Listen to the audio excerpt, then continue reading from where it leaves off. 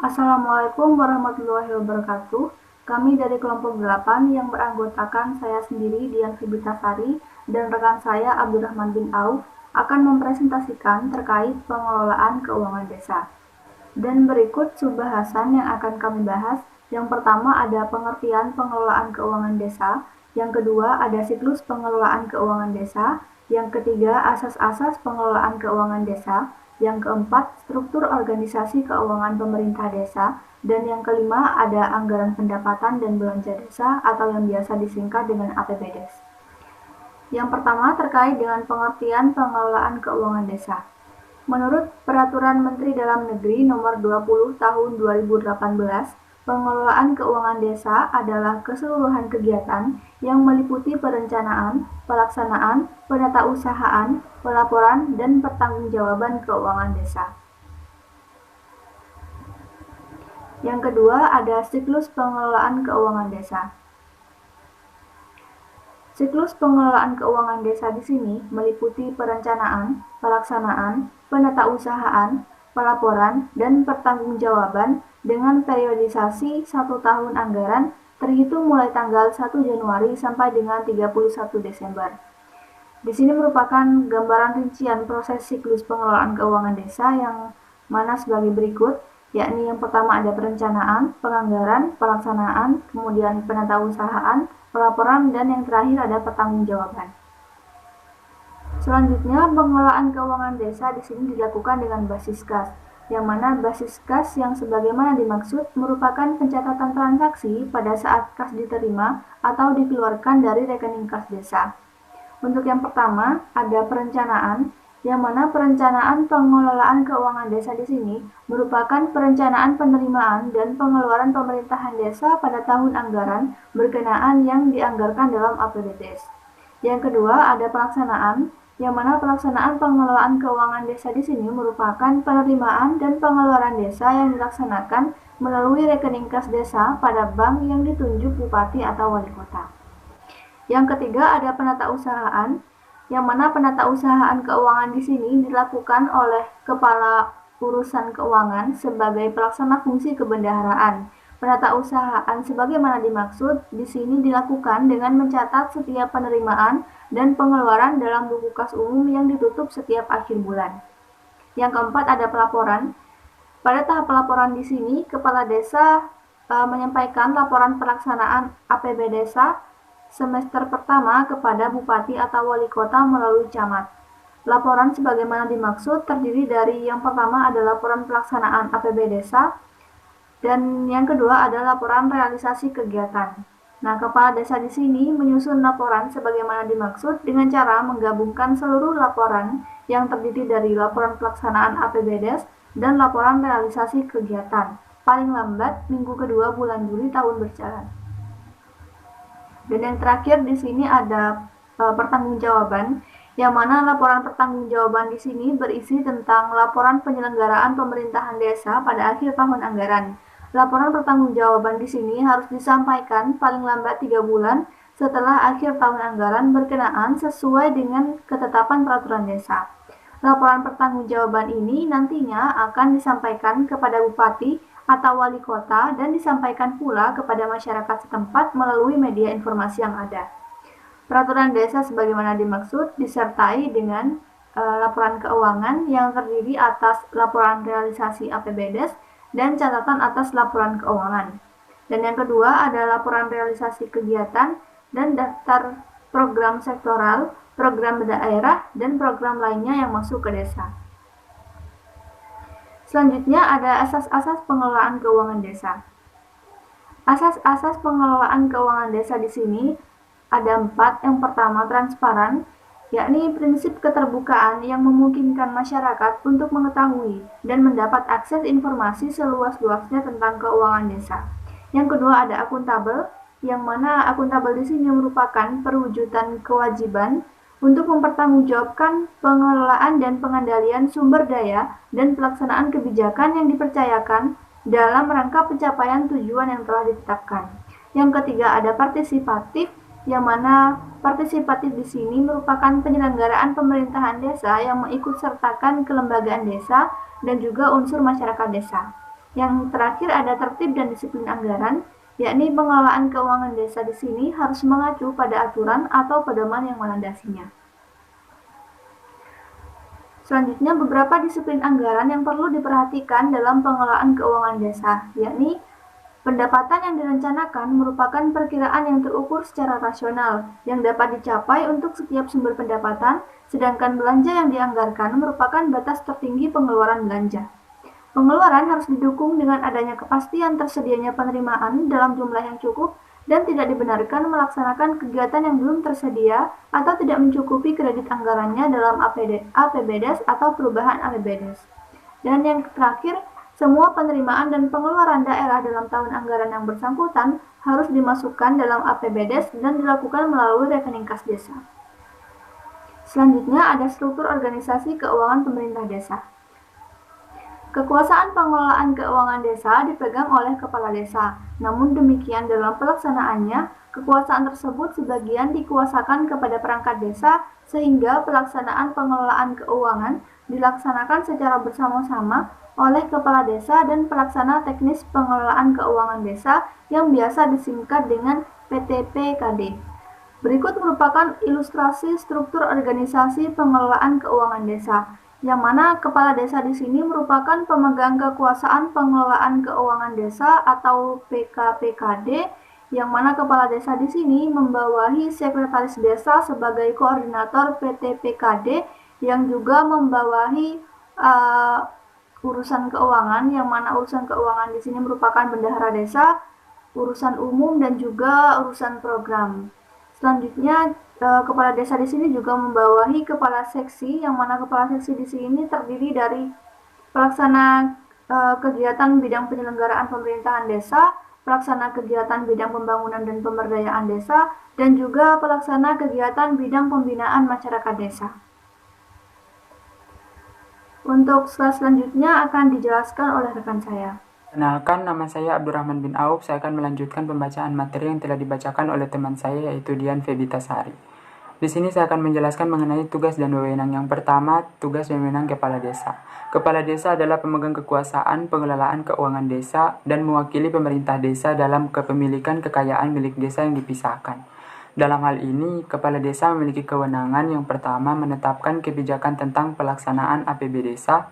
Yang kedua, menetapkan pelaksanaan teknis pengelolaan keuangan desa atau PTPKD.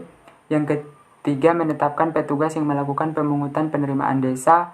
Yang keempat, menyetujui pengeluaran atas kegiatan yang ditetapkan dalam APB desa. Dan yang kelima, melakukan tindakan yang mengakibatkan pengeluaran atas beban APB desa. Nah, selanjutnya, Sekretaris Desa. Sekretaris Desa selaku koordinator PTPKD membantu kepala desa dalam melaksanakan pengelolaan keuangan desa dengan tugas yang pertama menyusun dan melaksanakan kebijakan pengelolaan APB desa. Yang kedua, menyusun rancangan peraturan desa mengenai APB desa, perubahan APB desa, dan pertanggungjawaban pelaksanaan APB desa.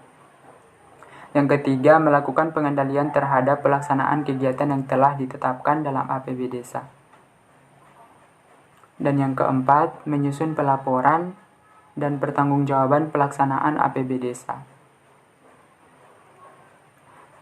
Serta yang kelima, melakukan verifikasi terhadap rencana anggaran belanja atau disingkat dengan RAB, bukti-bukti penerimaan dan pengeluaran APB desa atau SPP.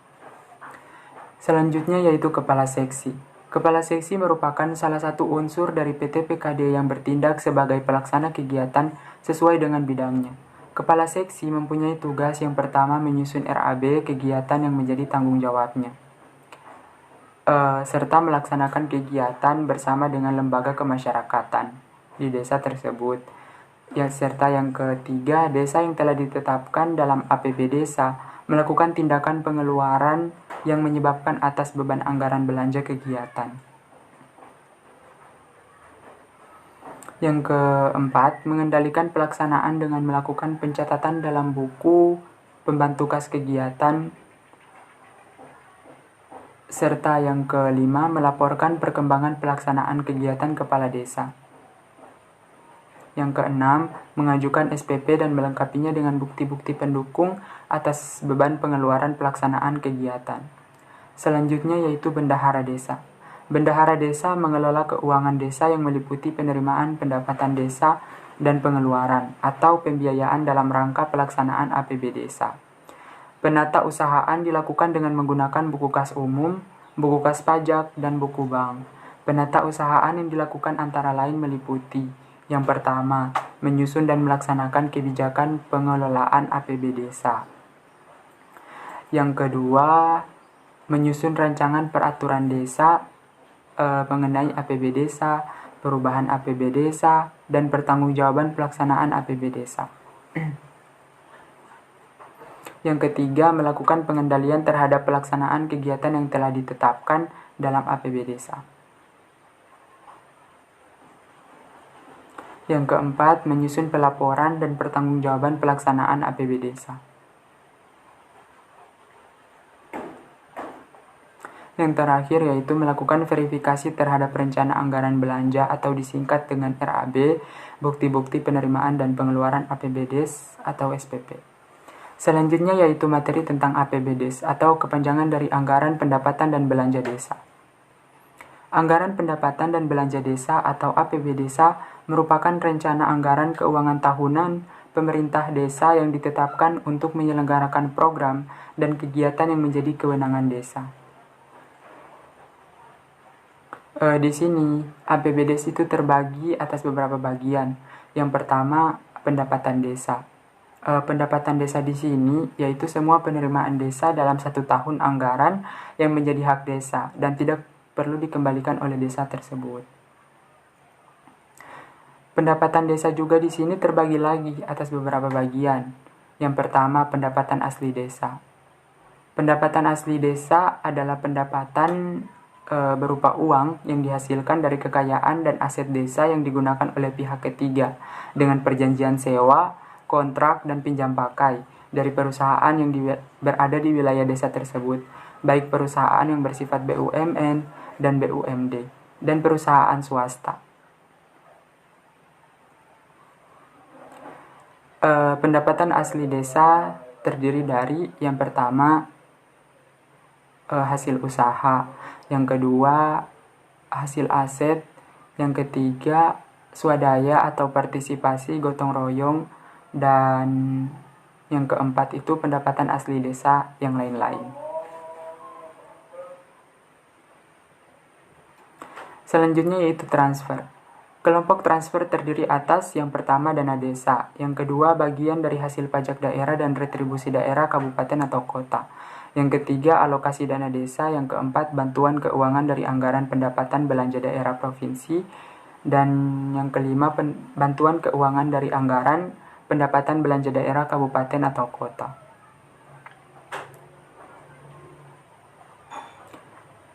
Selanjutnya yaitu pendapatan lain-lain desa. Pendapatan lain-lain di desa itu terdiri atas yang pertama penerimaan hasil kerja sama desa, yang kedua penerimaan dari bantuan perusahaan yang berlokasi di desa, yang ketiga penerimaan dari hibah dan sumbangan dari pihak ketiga, yang keempat koreksi kesalahan belanja tahun anggaran sebelumnya yang mengakibatkan penerimaan di kas desa pada tahun anggaran berjalan. Yang kelima bunga bank, dan yang keenam pendapatan lain desa yang sah.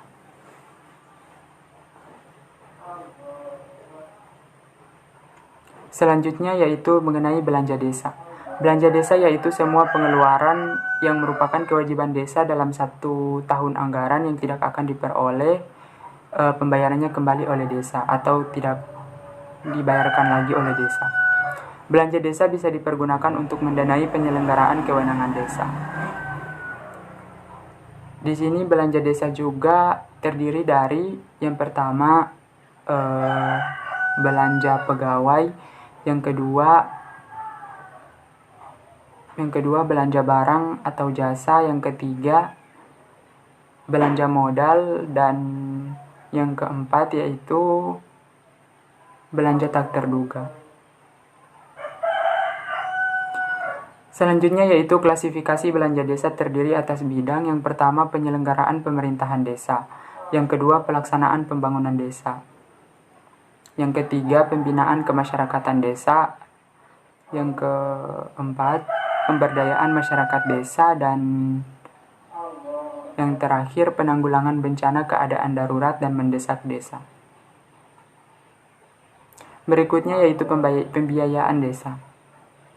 Pembiayaan desa merupakan semua penerimaan yang perlu dibayar kembali dan atau pengeluaran yang akan diterima kembali baik pada tahun anggaran yang bersangkutan maupun pada tahun anggaran berikutnya.